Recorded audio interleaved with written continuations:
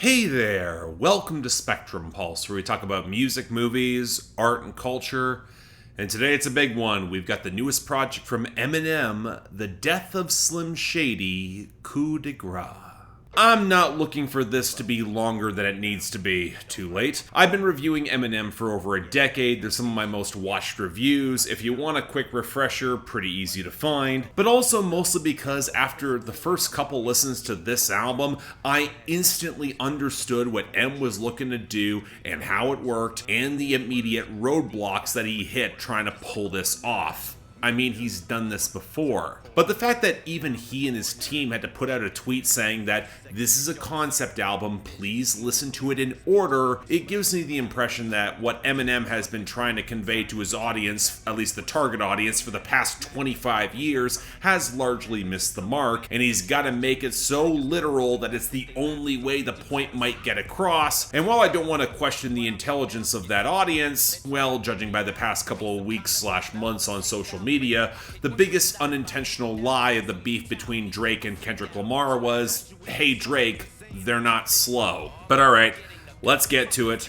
The persona of Slim Shady has always been the horrifying portrait of white America flipped back on that audience. The juvenile, malignant force cooked up in a music industry lab with Dr. Dre and Jimmy Iovine to give the whole generation of teenage white boys the world over a voice to their id and their worst impulses. And maybe it says a lot about how white America society harbors all of those bigotries behind the surface that they would then respond by showering him with so much praise and acclaim, where being a stan isn't an utterly tragic story of toxic fandom, but then co-opted by those fans universally. Granted, the ugly truth about Slim Shady was the open and lingering question how much Marshall Mathers III actually agreed with him, and just as ugly as the truth about satire is that if it slips towards glamorization, the point's gonna be missed. See the classic example, Fight Club, which is why, for black rap media in the late 90s and early 2000s, they were slower to praise that run,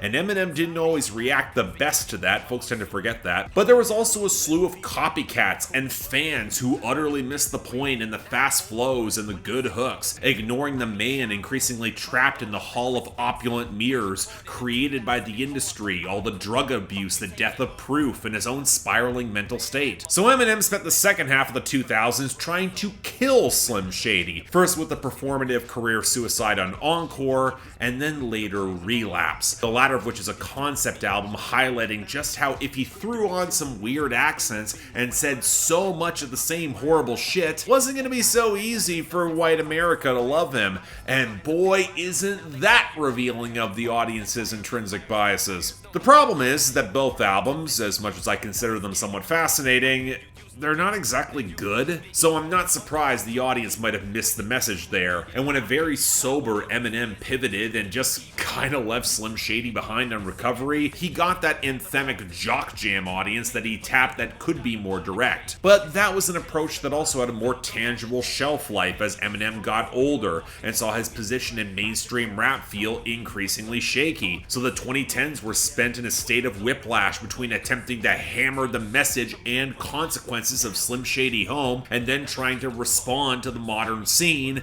and it's been a fucking mess, even if I would argue still that the Marshall Mathers LP2 is underrated to this day. I think it's a pretty great album. And thus, for a man who has just turned 50, looking back on what he himself has done to white American culture, especially teenage white guys, he finally makes explicit the message that he's tried to hammer between the lines and on bonus tracks and thematically for years. He lets Slim Shady take over for the first half of this album one last time to say whatever gross and ridiculous shit comes to mind, which in 2024 the majority is just transphobic as all hell, ranting about Gen Z and cancel culture, but it's with production that owes its strongest cues to Encore and Relapse, and where the text is set up to highlight how pathetic it all is. He's a bully, he's punching down. Slim Shady might be white America's toxic id, but he's stale, he's washed up, he's a loser. It's very revealing that he shoots at the white reactionary chopper crowd who idolize him, largely accepting his own culpability in creating the worst subset of rappers working today, and the two women that receive the most bile on this album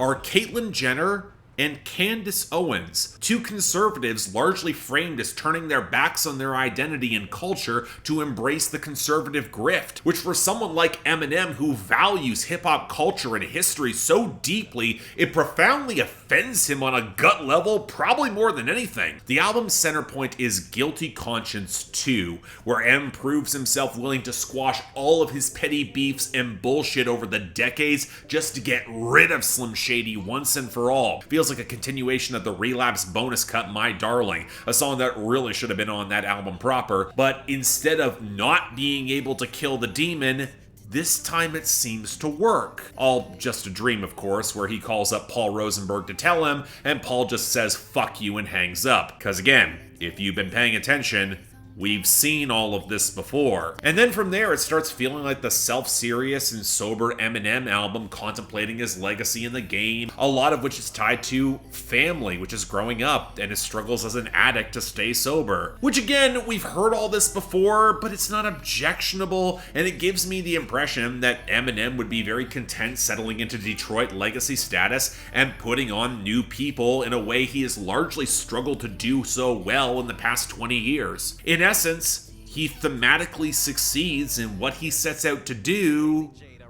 or does he? The thought that sprung to mind the most was that this album feels impressively self-destructive, but also perhaps not as effective as it was attempting to be, even if I would argue it's his best since the Marshall Mathers LP too. And even then, not exactly saying much where the competition is Revival, Music to be Murdered by, and Kamikaze. The first issue is coming from me as the long-suffering quasi-fan, where after Kamikaze I was sick and tired of Eminem, but I also can't get rid of all the knowledge of an artist for whom I had been a fan of for decades. He's done this before. It's never felt this blunt or thematically bull-faced, where he clearly feels he's gotta do it this way or the audience won't get the fucking point. But as someone who has heard this hammered home multiple times over the course of decades, it just feels very tired that we're going through to do this all again, especially when it's been emblematic of albums that are largely not good. I remember them so you don't have to, but dear God, I wish I didn't, and I don't need the reminder. But I also get the impression that Eminem is shadowboxing with who he thinks this audience is. He clearly has internalized a belief that generations have seen his music as hateful, that he would get canceled if it got released today, that he doesn't even like a huge chunk of his catalog as Slim Shady, and he wants to clarify those previous themes. But for one, I have seen how Gen Z talks recently on social media. Ironically, it is not too far removed in attitude and framing from the same edgelord audience of late Gen X millennials that he appealed to in the late 90s, where I'm not convinced the message is gonna land. And even if it does offend,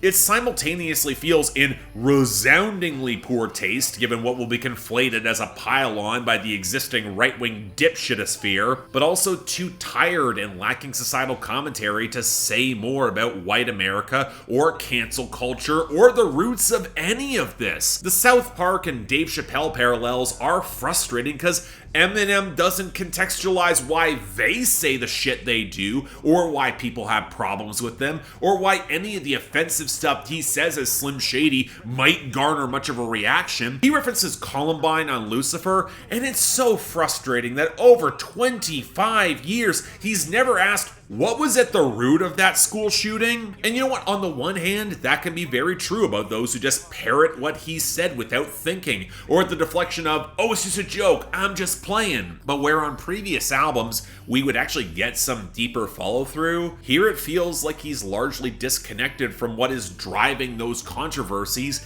and it feels hollow, underpowered, derivative, trying way too hard to shock. Brand New Dance with its thrown-off flow and farting groove, it deliberately evokes memories of Encore, but I'm reminded a lot of Same Old Song and Dance on Relapse. It's a deliberate title callback, or specifically Medicine Ball, where he was shooting at the late Christopher Reeves 15 years ago. But that's the big issue with the most transgressive cuts here. The shaggy, dark vibes of Evil, it's got a pretty good groove, but it doesn't have the edge to clear the truly darkest songs that he put out in the late 90s and 2000s. you can kind of tell he's going through the motions. Where this album actually gets a little bit more interesting is where you can tell his animosity is consistent across both Slim Shady and Eminem, or more directly coming from Eminem himself, like with Candace Owens, or Puff Daddy on Bad One, continuing off of Killshot, where he's struggling to frame his legacy, maybe shoot at the industry. But you know what, Eminem, when you've been this mainstream for so long, but also simultaneously disconnected from the full context of hip-hop discourse in the megastar cocoon, you get the tired shots at critics on Renaissance, which lumps in bad faith rap Twitter with legit critique of bad albums, or the bars complaining about the stupid Melly Mel conflict on Tobey, where you get the impression he's still playing a very old clout game and it feels disconnected.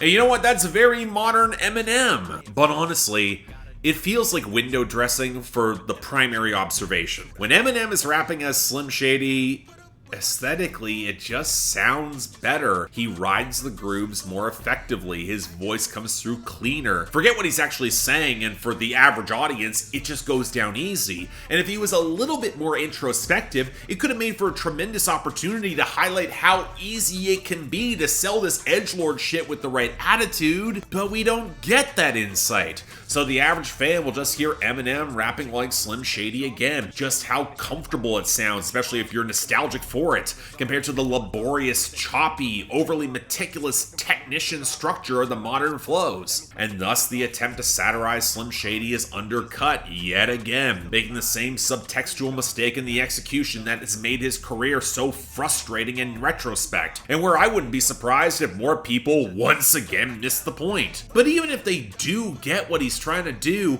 in album context or outside of it, how many folks want to hear this sort of aimless rage and bile when there's no deeper context or insight that's going to be gleaned? Especially when the question of how much anyone believes it or cares from him will stop mattering when edgy dicks co-opt it anyway. And while some of my praise here, it is nostalgia talking and a realization of how easy Eminem can turn that Slim Shady voice on and off with at will, I think some of it also speaks to the fact how he's really struggled to build a comfortable rap voice away from Slim, which is why I can appreciate taking the step to end it once and for all. But what we get in the aftermath is repetitive and underwhelming. I've heard modern Eminem rap about addictions and kids before. It's fine, I guess. But when you liberally jack Jelly Roll's Save Me for your album's conclusion, I don't know, as much as you made Jelly Roll's dreams come true, the note just feels thin at this point. Again, we've heard all this before. And all of it's compounded with a lot of the other problems of modern Eminem. The melodramatic, faux, soulful guest hooks that never hit as well as they should from White Gold and Sly Piper. Shockingly, I actually thought Skylar Grey sounded pretty solid on Temporary, probably her best hook since Asshole. And yeah, the vocal mastering feeling inconsistent, albeit a little better this time.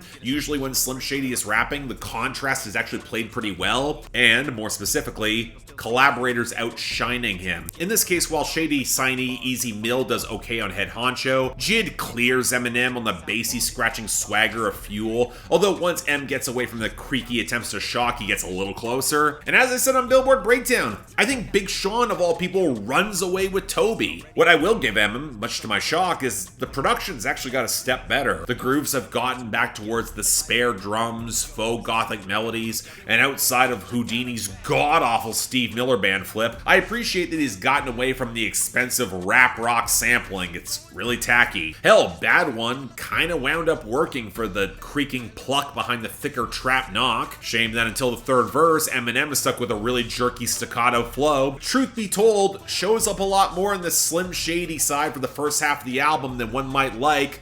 Kind of further dilutes your satire here. But what might be the biggest problem is, again, in terms of pure songcraft, while the hooks are a bit stronger, compared to his best, which he keeps encouraging with every callback, the album just doesn't match up. I get why Tobey was pushed as a single. At least BabyTron's cadence for that chorus, it might stick in one's memory. But you know what?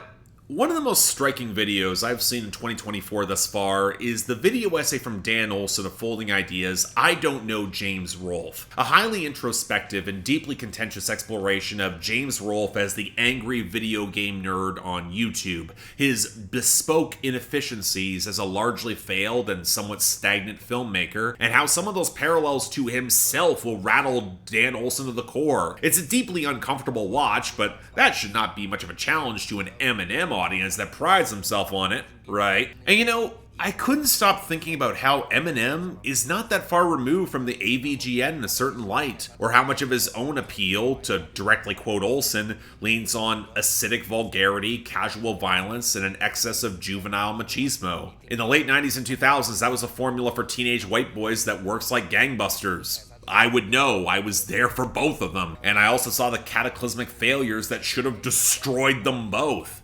Hell, you can argue the formula still works today. Where the conversation diverges is that while James Rolfe fell into a comfortable, aging, formulaic corporate mediocrity that largely saw culture pass him by, M has also fallen into aging, formulaic, and corporate mediocrity, but he's just introspective and thoughtful enough to not be comfortable with any of it, and yet not introspective or thoughtful enough to understand why. Which is why the formula just gets repeated over and over to diminishing returns. So while I might be more positive on the Death of Slim Shady than most other critics thoroughly sick of the formula, especially if they're making the largely correct observation that the worst people are gonna willfully misinterpret M's point to have Slim Shady rejoin the culture war, and the rest aren't gonna care for the nuance anyway, on some level it does succeed thematically in what it's trying to do, but I've also heard the same old song and dance before. I actually think this album has a very limited replay value,